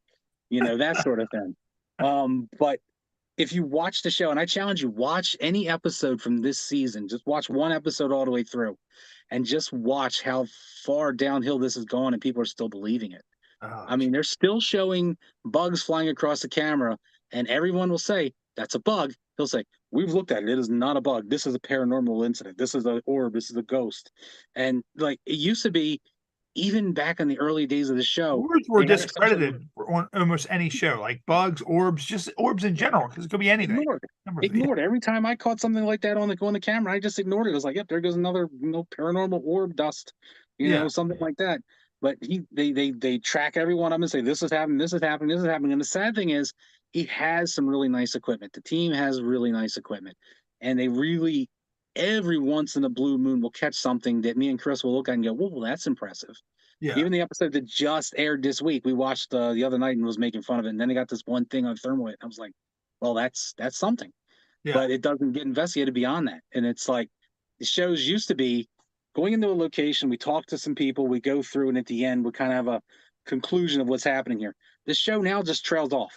Yeah. They're like, they're hunting, they're in the dark, and then the credits roll. It's like, the show is fucking. It's like a cliffhanger. It's just like, wait a minute. Wait, what? It's like, but there's no other connection to it. It's like, what the fuck? It's like you watch. It's like I don't understand. I mean, how can you make a show that doesn't even have an ending? Even with us, even though we were doing things live and we were doing investigations, they would still say at certain points we need to hit this because we want to have an out for the commercial break. Yeah. You know. So if we hear a bang and our reaction catches it, they're like, okay, that's our out for this part of this episode. Yeah. They don't even have that. It's just like it goes up. There's a chili commercial. Hey, the ghost hunters are back. Or they're back again. It's like there's nothing to the show. And then people are still defending it and still watching it and saying how great it is. And I'm like, these people have never once in their life been on an actual investigation. Oh, yeah. They don't know what it takes. They don't know what to look for. All the gadgets in the world, as pretty as they light up and everything else, aren't going to tell you shit unless you got the backing and the history behind it to know why it's doing what it's doing. Yeah. You know, and it's a little bit infuriating because it's like our show tried. We did the best we could for what we had, you know. Then we got taken away from us. Then they did not one, but two different spin-offs of our show. Two of them. One in Louisiana, and then they did one that was called Devil's Perch or something like that. After both of them failed, by the way. Yeah, they both failed. One of the guys on the Louisiana one even said when they were premiering, "Oh, we're not a spinoff. We're not nothing to do with Ghosts of Shepherdstown. We have nothing to do with Ghosts of Shepherdstown." And then the very first clip, there's Mike King, the police chief of Shepherdstown, talking. I'm like, how more do you need? And then when they did the second show, the Devil's Perch show, they opened it up with clips from our show. Clips from our show and clips from the other show, and they were trying to make it the Ghost of universe. This ain't 90 Day Fiance. There is no fucking universe. You know, I would have been happy if they just kept Shepherdstown going and you guys were in Shepherdstown. Like, it makes sense that you guys are in Shepherdstown, and then if it stretches over a little bit to Virginia, PA, Maryland, stuff like that, like throughout that whole area that's connected to Shepherdstown, that makes sense. But Louisiana and like all these other places that have nothing to do with Shepherdstown, it makes no sense because that's all tied together. It's all that the thing, when we were first filming it, season 1, now we were only supposed to do 6 episodes, done. It was not supposed to be anything else. It was marketed as a 6-episode special event. Nothing else was going to happen from it. So we went into filming it. Day 1, they were like, well, we're going to do this season 2. We're going to do this. And we're like, we're doing 6 episodes. That's it, Yeah. And they're like, yeah, well, we'll see how it goes. We never know. You never know. So we continued filming. And the producers would say the idea was going to be that if this show did well and they wanted to do a second season, we, meaning me, Nick, and Elizabeth, would go to another town. Yeah. And we were another city or something. We would never stay in Shepherdstown. Shepherdstown was done after the last episode of season 1. Then they came back and said, okay, well, we're going to do season 2. And we're going to do different towns, but we're still going to be central to Shepherdstown. So now we're going to go out and we're going to go to Martinsburg, and we're going to go to these other little towns in the area. Okay, kind of makes sense. I mean, the house in season 2, that mansion there, I got really, really, a lot of shit happened. I had been there before that with another team, and that place is haunted as hell. So I was okay with this. This is good. Oh. But then they were like, well, okay, cool. So if we do season 3, we're going to go to another town, and that's where we stuck until they told us eventually that we weren't coming back for it. So their idea was still sound because that's exactly what they were going to do. So when they said they were going to do Ghosts of Morgan City and Ghosts of Devil's Perch, it was like, continuing on with the idea that they talked about from season 1. I understand that, but. I mean, the premise of, the saying first, we have nothing to do, this just show has nothing to do with Shepherdstown, and then the next one, saying nothing about us, but still using us in the clips in the beginning of the show. I mean, someone said, watch the opening of the show, and I watched it, and there's clips of me, and I'm like, fuck, am I getting paid for this? Yeah. Where's my residuals for this? What is this? So, Bill, what we're going to do, man, I know you're trying to get some dinner and all that stuff. So, Bill, man, honestly, thank you for coming back on the show, man. You're Yeah. you're one of Oh, our my favorite pleasure. guests. I've always been into paranormal stuff. I feel like we could literally talk to you for hours. If you're ever in the area, man, let me know. I'd love to go out and get like a beer, talk Oh, about like we go hauntings. through every once in a while. We actually drove down there a couple of months ago. We Sweet. went through Maryland. I drove down to Portsmouth. We took a cruise Nice. down to the Bahamas and back. Oh, nice, And nice. on the way back, I said, "Well, there's a place I love. There's a Chinese place in Glen Burnie I love called Fortune Cookie, Yeah, yeah. and Carissa loves it too. And we were shooting down, and we're thinking, well, if we keep going, we might make it home before it gets too dark. And then we're like, well, fuck it, let's get something to eat. And she said, well, let's go to the Chinese place. So we went to the Chinese restaurant. We went there, and then we drove around a little bit. And by the time I left Baltimore, it was dark. I'm like, fuck, here I go. I'm driving deer country again. But we go through there every once in a while. It's rare. I mean, I miss Baltimore. If I could in a heartbeat move back anywhere in the state of Maryland, I would do it in a heartbeat. It's just it's so damn pricey, Everything's gone up. Yeah, people know it. Like, it's so expensive here. It's so hard to live here in LA. But once you live in Maryland, you are a Marylander for the rest of your life. Absolutely. People don't know it. It's kind of lost its charm a little bit, but it will always be Charm City. Maryland is its own unique beast. But I'm Bill, still following everything in Baltimore. I mean, I'm watching the Ravens games every weekend. I mean, I stopped the Ravens games. Orioles with that amazing season that they had, like no one would ever have thought. And I'm like commenting my ass off about them talking about tearing down Harbor Place. Do you know how many memories I have of Harbor Place? I mean, I was surgically attached to my grandfather's hip. I love that man to death. Yeah. And on weekends, we would go to the Harbor Place. We would play around there. We'd do the Science Center. We'd do the aquarium. Back when the movie theater used to be down a block or two over behind. Yeah, we used to go there. I mean, I cut school when I was a kid with him, and we went and seen Star Trek 4 the first day it opened. I mean, so that whole area is like my lifeblood. I went to school at Southern High at the top of Federal Hill. I know exactly. So I mean, when cut days happened, or I felt like I didn't want to be in school anymore, there's the harbor. And Harbor Place was always where you would go. I mean, and I saw that and I like flip shit. I'm like, why are they tearing it down? Yeah. Just revitalize it. I mean, the place has been there forever. It's a landmark. I don't know, man. Everything's gone out of it. Hooters, everything. Like, it's just a shell of itself. Yeah. But Bill, what we're gonna do, man, we're gonna let you go ahead and get out of here. Before we go, would you be able to do a plug for us real quick before you go? So let me just go ahead and pin you real quick. Just whenever you're ready, just say, hey, this is Bill Hartley, and you are watching the Happy Hour podcast. Just say when. Whenever you're ready, my man. Hey, this is Bill Hartley, and you are watching the Happy Hour podcast. Bill, thank you so much, man. As I said, I got one quick story for you because I forgot to do it the last time we talked. Talking about wrestling. I used to be into wrestling major. Okay. Back when I lived in Laurel, back during the Attitude days, yes, with the Rock and Stone Cold and all that stuff, I was so hardcore into it. Maryland Championship Wrestling, shout out to them. They're my buddies. I have loved those guys forever and a day. Used to go to their matches. I went to the last show they did at Fort Meade before 9/11. Oh, nice. I was there at Fort Meade the last day. And I was like, wild shows. Oh, Fort Meade was off the chain because there was no rules. Commission couldn't fuck with it. Commission couldn't touch it because it was federal property. Base, So I went to, remember Bone Breakers, their wrestling school? Yeah. They had a free weekend or a weekend to come down and try a class. Yeah. I went down there with a buddy of mine. We had the idea we were going to become a tag team called the Bone Brothers. Now he was about 5 inches taller than me and very skinny. And at the time, I was 500 pounds. Wow. I was 500 pounds. Went to that class, did the stuff, had a great time. Yeah. And was doing some stuff. And I can't remember the wrestler's name now, but he was a beast. And he was having everyone come to him and he was doing his move, he was flipping him and throwing him over and all that stuff. And he looked at me and says, no, you're throwing me. Right? And we did the thing. I fucked up horribly. I smashed his head right on the canvas. Oh. He was a good sport about it. He was a great sport about it. Was it Bruiser? I think it was a Bruiser, yeah. Yeah. Shout out to Bruiser. He passed away a couple 2 years ago. Oh no shit. I didn't. That sucks. Yeah, he had what was it? It was fuck, I can't remember. It's some sort of cancer, but it kind of goes away and it can come back. You can go into remission from it or whatever. was. So Yeah, but that's horrible. He was great. I mean, I had doing some of the stuff there. I actually got hurt. I messed up my wrist really bad. yeah.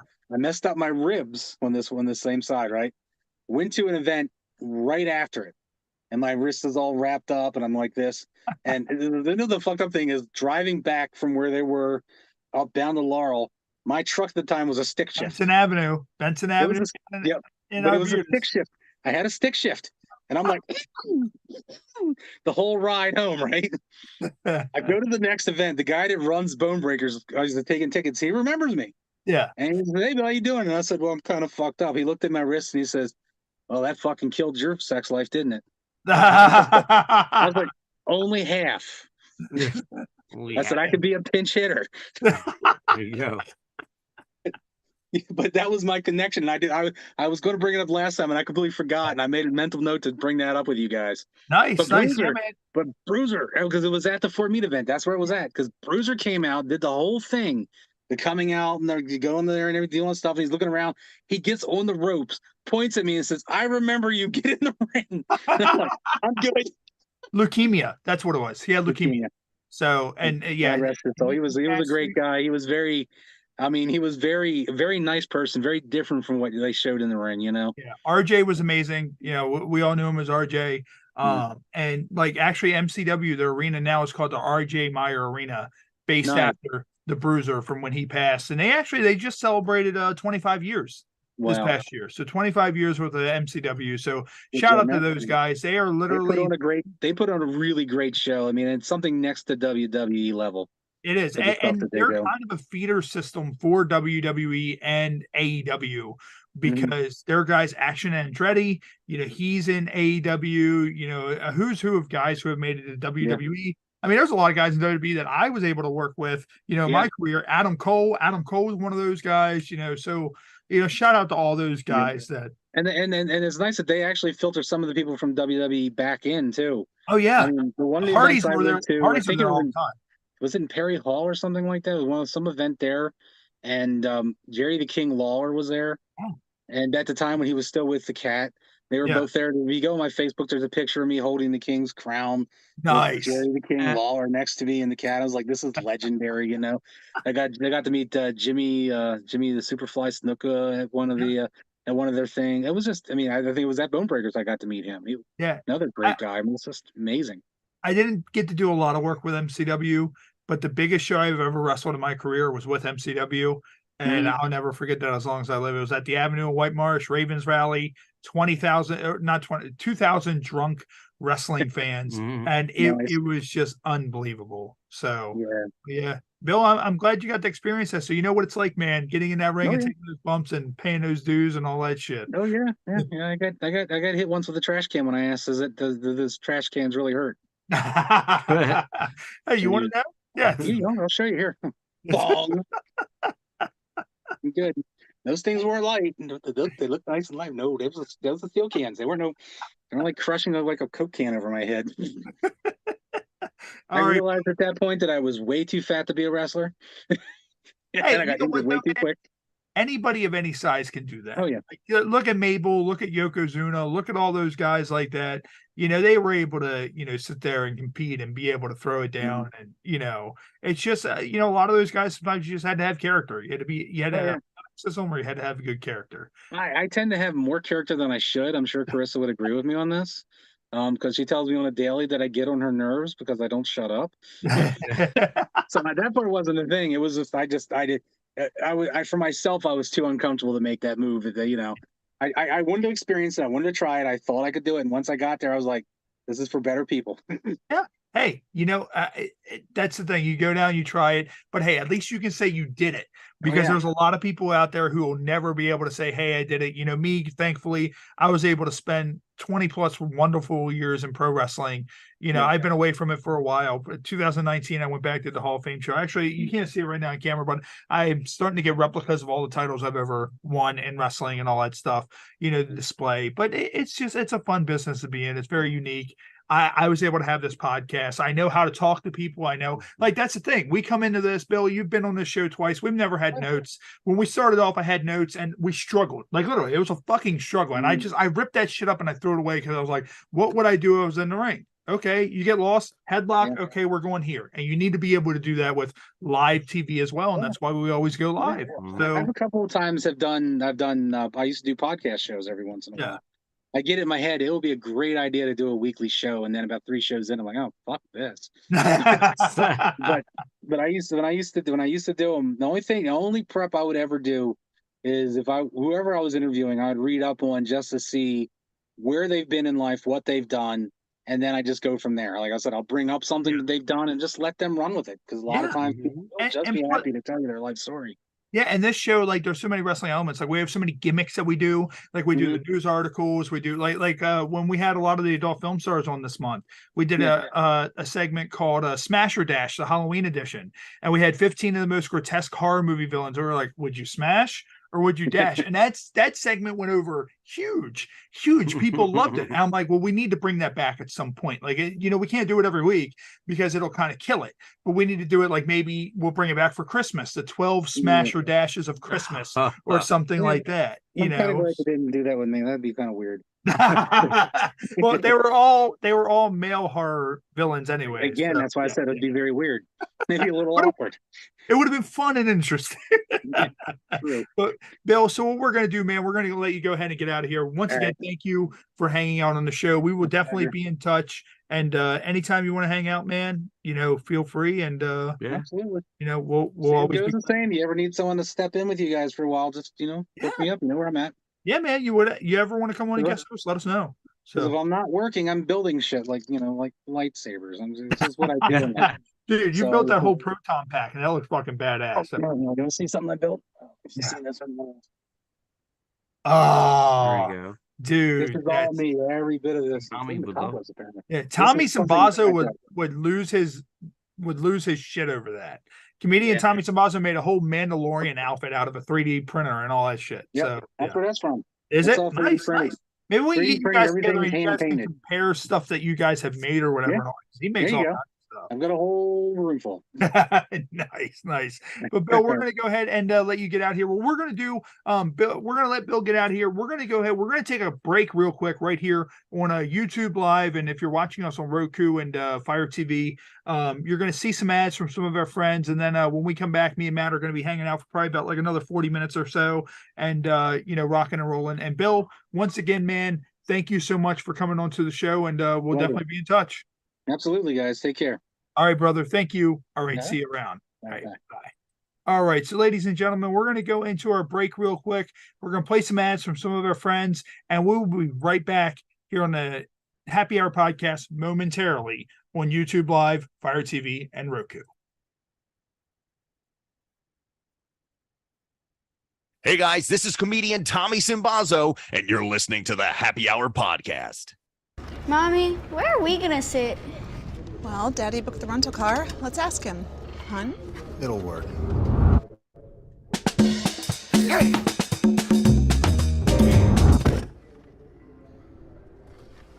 What did I say? What did you say, Dad? Let's just check Discover Cards. Get more for your money with discovercars.com and save up to 70% on car rentals.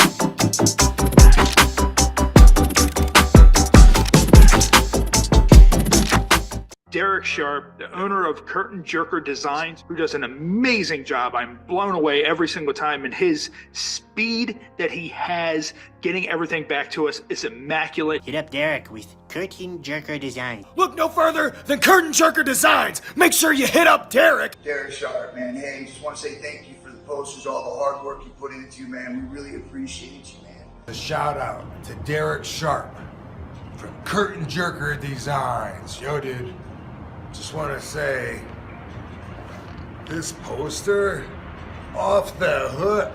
Hey, what's up, players? This is Hall of Famer Teddy Long, and I want to give a big shout out to my man Derek over there with Curtain Jerkers Designs. If you are looking for the best graphics, the best designs, look up Curtain Jerker. I did. Curtain Jerker Designs. That's who I use for any of my graphic designs, and you should too. Thanks, Curtain Jerker Designs. Big old shout out to Curtain Jerker Designs. You see that? You see that beauty? That's all you, Curtain Jerker. Hello, wrestling promoters. The Big Valboski wants to give you a big tip. If you're looking for a graphic designer to do your next events, promotional posters, hit up Derek at Curtain Jerker Designs. A lifelong wrestling fan, as we all are. I went through the part with the reffing, and I got to a part where I did ring announcing. I did everything there was to do. I had a match. But because I have that background, that's where I stepped in and said, hey, like, I do flyers. Let me help you guys out.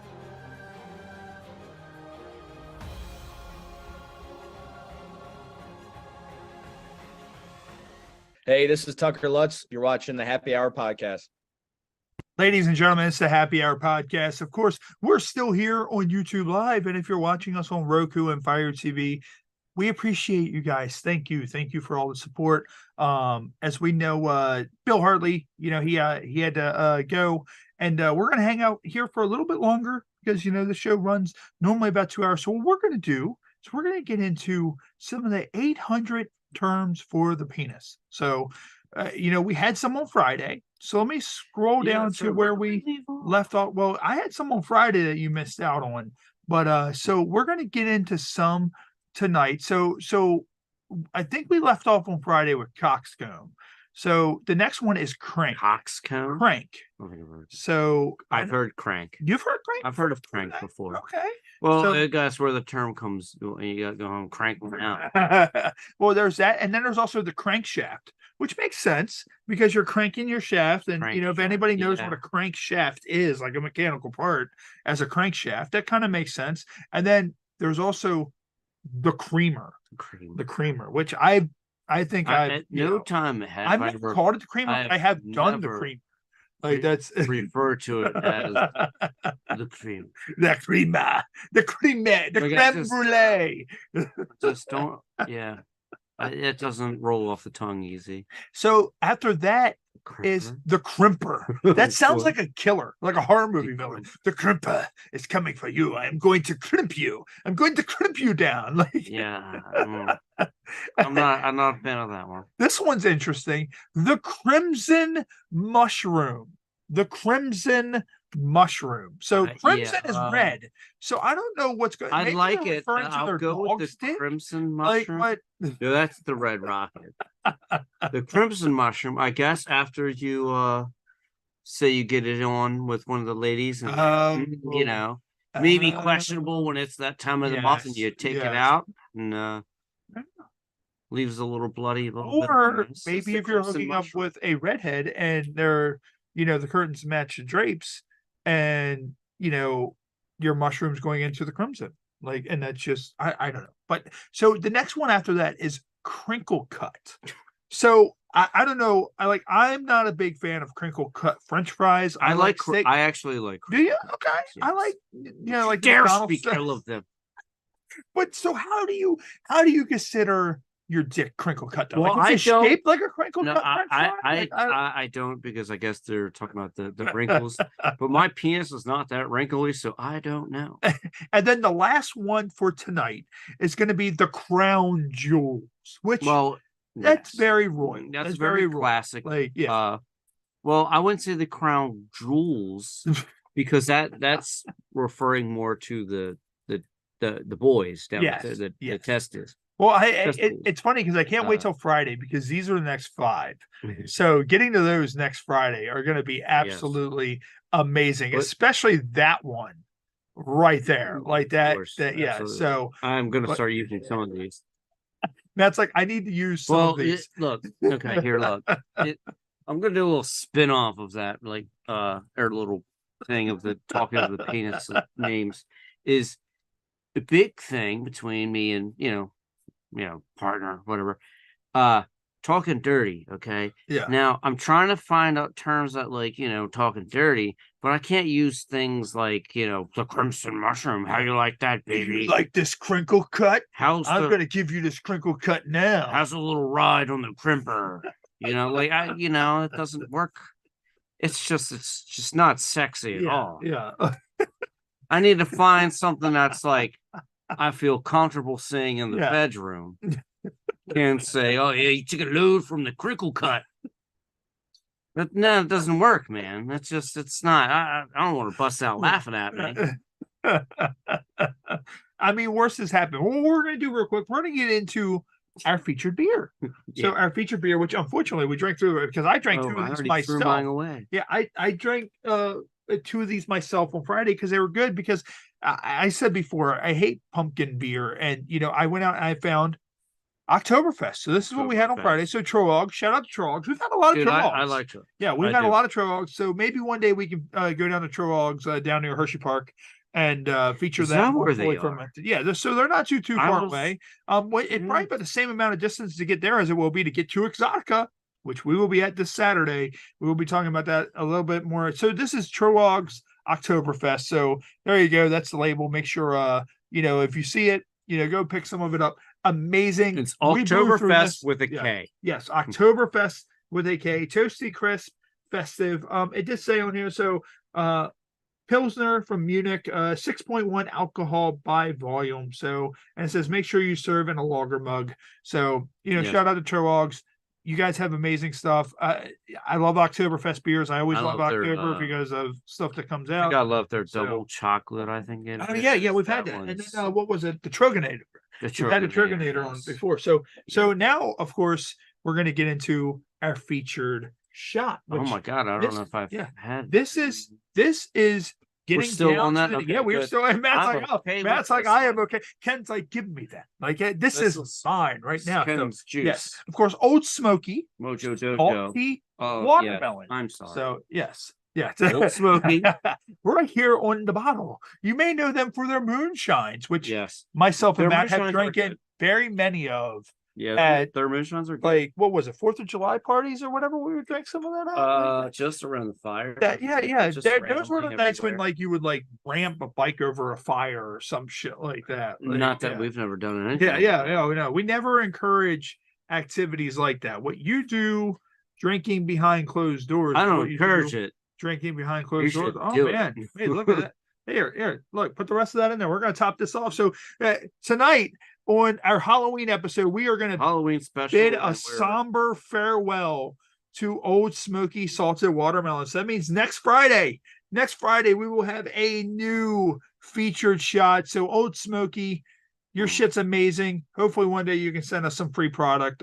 We give you all kinds of shout outs and all that kind of stuff here, but it's not about that for us. We're just here to try different stuff and enjoy ourselves. It's literally the best I've ever had from them. Oh yeah, like it is amazing, dude. Have you seen it? They have like a peanut butter one and a butterscotch one. Yes, it's very easy to drink, and it's not, and it's definitely going to get you fucked up. Yeah, like there's no doubt about it. It's very easy to It retains some of those things they water down a bit, and when I say water, not really like water. I want to get some more of this and make like watermelon ice cream with it. That would be really good. Watermelon ice cream. So here we go. So here we go. Boom. Cheers. It's been great. Old Smoky Salted Watermelon. Here we go. Goes down just as smooth as it has every other time we've had it. It's like so. It's like a watermelon Jolly Rancher. Yeah. But with alcohol. It's kind of like, it's almost like sad. Like there's not really many shots that like I missed when it was And gone. I've told you, I know I'm gonna mess up so much. It's very good in tea. If you ever make Okay, I'm a tea guy. I'm yeah. a tea guy. I don't You like make- coffee. I don't drink coffee. I never have. You can make home tea. but- You can go to the store and just get like, I don't know, like the normal like Turkey Hill, is it Turkey Hill tea yeah. or whatever, and just pour the whole fucking thing in there. And dude, I'm gonna tell you, Just let it rip. oh shit. Yep. You know what you can do? I used to. Have you ever brewed tea at home? Like I sit there and I take like one Yeah, of I've those brewed big like tea. pots you make spaghetti in, Always. and like you put the tea bag, like, you put about like 20 tea bags in it and load it down with sugar. Do that, but pour a whole bottle into that, Yeah. and then you just add the sugar, and then next you time just I'll do that. go to I'm town. just gonna do that. Like yeah, and then people come over, they think it's just regular tea, and then you just get and then the next thing you know, like an 8-year-old is just drunk, getting a Doing a DUI on a fucking- tractor, like.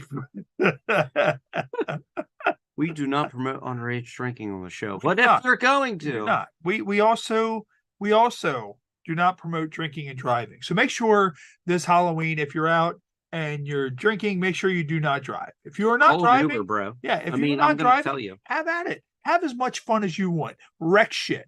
We don't care. Like, but make sure you don't drink and drive. I've done it before. It's not a good thing. Thankfully, I've never been caught.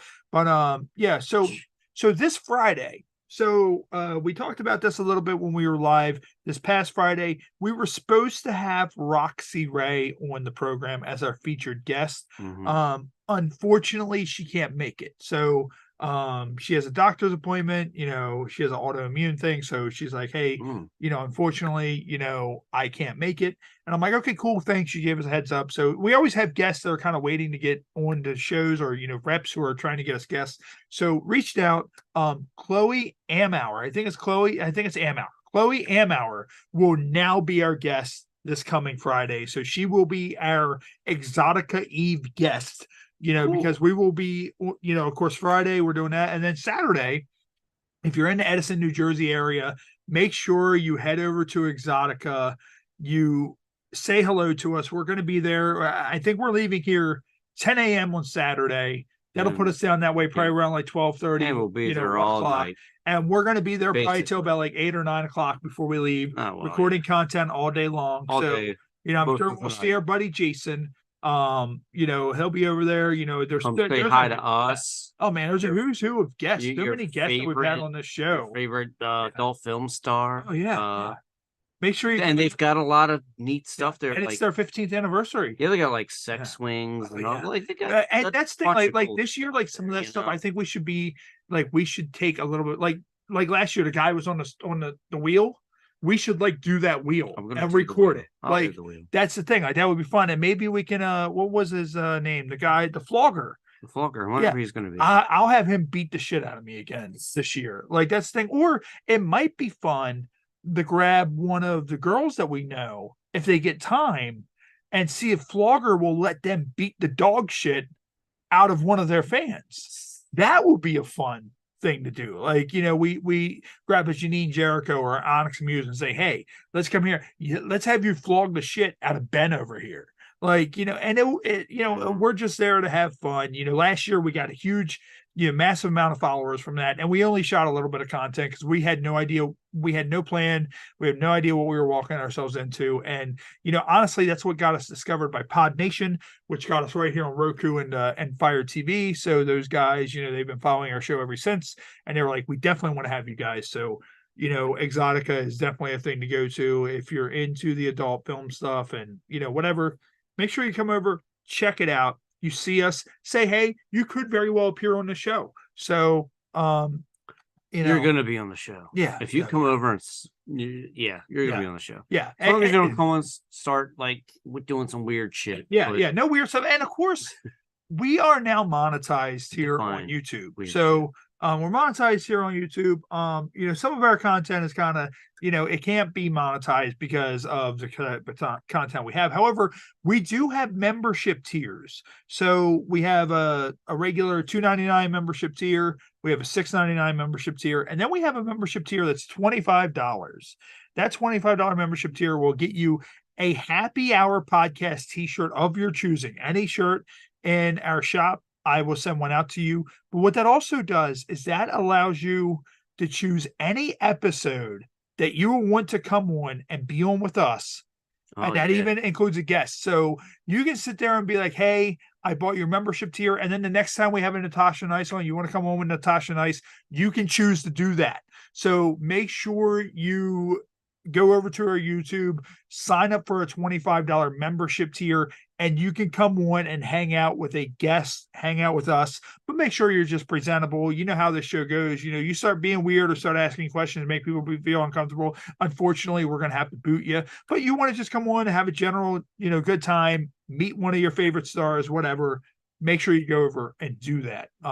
You don't show up like oiled up and naked. Yeah, don't show up looking like this. It's hard because, come on, please. But it's hard not to. There's oftentimes I would just want to show up completely naked, but there's rules and shit. There's standards and practices. We don't know what they are, but there's standards and practices. Like there's things that we know we can and cannot do here on YouTube. You know, Roku, Fire TV, it's whatever. We can do whatever fuck we want. We won't really get much in trouble. But you know, YouTube is a whole different animal, a whole different beast. So what we're going to do, we're going to get ready to wrap. Of course, we started about 10 minutes early, so we're going to get ready to wrap up here on a Happy Hour podcast. This has been our 2023 Halloween hijinks episode. Of course, myself, Travis Kelsey, and of course Ken over here. We're going to have some fun taking our featured beer photos momentarily once we finish up, you know, with these, you know, in our costumes and all that stuff. So of course, happy Halloween, everybody. And you know, Barbie, I still miss you if you're listening. Happy Halloween. Make sure to go check out all of our Halloween episodes. All of them are up right here on Roku and Fire TV via Pod Nation and right here on YouTube. So, you know, a lot of fun. Those were Maryland Urban Legends, Smash or Dash, the Halloween edition. Those are just chef kisses. I'm glad we brought that segment back. It's something I don't want to do every single episode because it'll just kind of take the luster out of it. And, you know, man, we kind of bounce around with segments that we do because, you know, it's like, if someone's like, man, I really enjoyed that segment, but I don't want to kill a certain segment. That's kind of the way it works with pro wrestling. Is it's like you don't want to do something too much because then it kills it. And then the last thing, you know, when you least expect it, it's like, hey, it's back. Like, so actually what I'm going to do real quick before we go, I forgot. How did we get here? Of course, how did we get here? We've had Jason send us a couple of photos for how did we get here. So I've been meaning to get to it lately, but we've had so much stuff going on. What I'm going to do is I'm going to get into one of the how did we get here ones that he sent us. And you know, if anybody's out there and you want to send us a random photo for how did we get here, and we discuss how did we get here, we'll go ahead and pull it up and talk about it. So here's one of the ones that was sent in by Jason, and pretty much it's this raccoon with his eyes glowing in this recycle bin. So Matt, how do you what's happening? How did we get here? How is this? You got there because the nuclear power plant around the corner. That's what happens. I feel like that now. That obviously looks like a recycle bin. So I feel like that this raccoon, like he kind of has his hand on his chest, like he's a little startled, like he's bewildered. He doesn't know what to do. Like somebody's recycling dildos right here. Like that's what it is. And this raccoon, like looking for something to eat for his family, has come across like a fucking bad dragon toy. You remember those from Exotica? I'm gonna record video with that. We saw the girl nestling one like a fucking child when we were at Exotica last year. So shout out to Bad Dragon. Bad Dragon toys. It's probably filled up with bad dragon toys that are being recycled. That are getting ready to go to the recycling plant, and this poor raccoon is just glowing with shock of finding these toys in the recycle bin. So but yeah, so I wanted to get to that.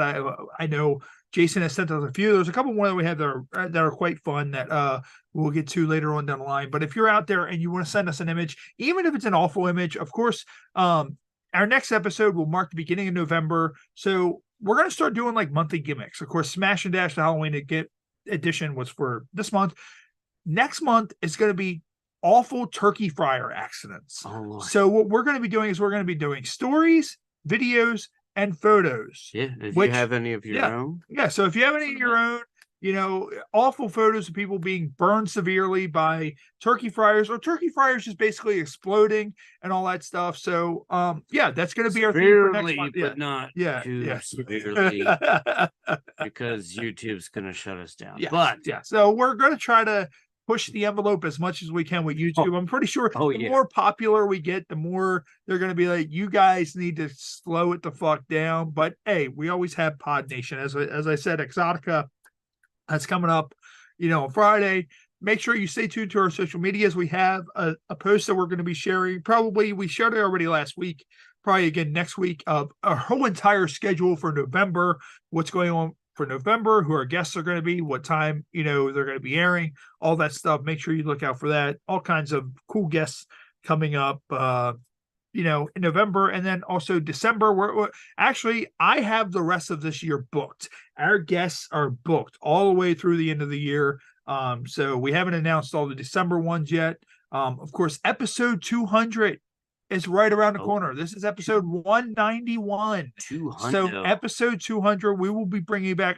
And one of the guests that will be coming back for episode 200 will be one of our HHPod Rumble champions. So I've already did a little preliminary talks for that. So one of two people. We're not going to say which one, but so one of them will be back here on the show, and they may very well have the championship belt as well. So, but anyways, of course, I am Travis Kelsey, and this is Ken. This is Ken. This is the Happy Hour podcast. Happy Halloween, everybody. This is my favorite season. We will always do fun themes here for Halloween every year here on the Happy Hour podcast. We're getting ready to enter season 4 coming up in June. 4 years worth of Happy Hour podcast. So we appreciate everybody that tunes in.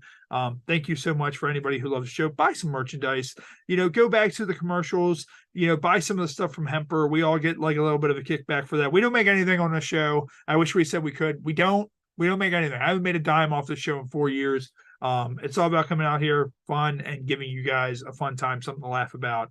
But yeah, so once again, thank you. We will see you guys this coming Friday right here on YouTube Live with Chloe Amhour, and of course Exotica is coming up. Make sure you come out and say hello, and follow us at www.thehhpod.com. Of course, I'm Ray. This is Matt. We will see you guys next time right here on the Happy Hour podcast. All right, there's that.